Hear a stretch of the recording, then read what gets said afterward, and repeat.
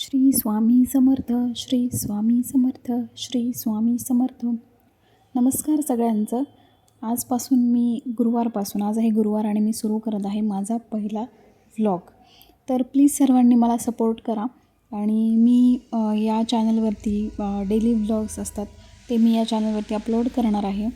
तर मी म्हटलं सुरुवात करायचीच आहे. तर आज होता गुरुवार, त्यामुळे मी म्हटलं स्वामींच्या पूजेपासूनच आपण सुरुवात करूया.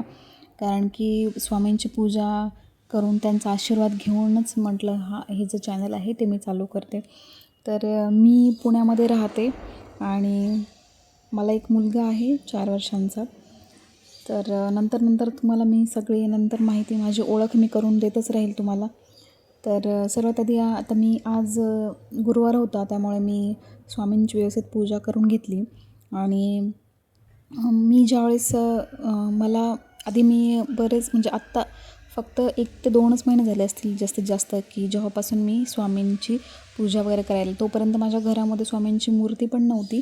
आणि त्याचं कारण असं की मला काहीतरी अनुभव आला, त्यामुळे मी स्वामींची पूजा करण्याची सुरुवात केली.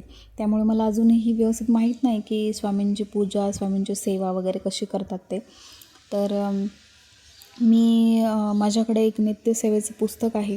त्या पुस्तकांमध्ये बघून मी करत असते की त्या पुस्तकामध्ये दिलेलं आहे की सोमवारची सेवा कशी करायची, मंगळवारची सेवा कशी करायची. तर सध्या मी ते सगळं बघूनच मी करत असते.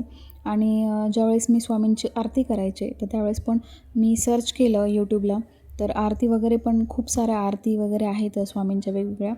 तर ते पण एक्झॅक्टली मला माहीत नाही की कोणती आरती करायची. पण म्हणजे माझ्याकडे एक पुस्तक पण आहे, त्यामध्ये एक आरती दिलेली आहे स्वामींची, तीच आरती मी करते स्वामींची. तर तुम्हाला याच्याबद्दल काही माहिती असेल तर तुम्ही ते मला कमेंटमध्ये सांगू शकता, जेणेकरून मला पण त्याने मदत पण होईल आणि मी तसं करेन. आणि स्वामींचे जे गुरुचरित्राची जी सेवा असते किंवा अध्याय असतं त्याचं पण मला पारायण करायचं आहे. तर ते पण कसं करायचं ते पण मला माहीत नाही आहे, त्याच्या पण मी माहिती घेते आहे सध्या. पण तुम्हाला पण माहीत असेल तर तुम्ही मला प्लीज त्याबद्दल हेल्प करा. तर अशी होती माझी आजची पूजा.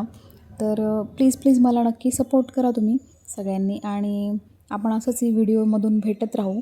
आणि हे ते पुस्तक आहे ज्याच्यामध्ये मी आता हे गुरुवार आहे आज, तर गुरुवारी कुठे काय काय वाचायचं आहे, का स्वामींच्या जपमाळ किती करायच्या आहेत, काय कुठले श्लोक वाचायचे आहेत, कुठले मंत्र वाचायचे आहेत, ते इथे दिलेलं आहे. त्याप्रमाणे मी हे सगळं करत असते.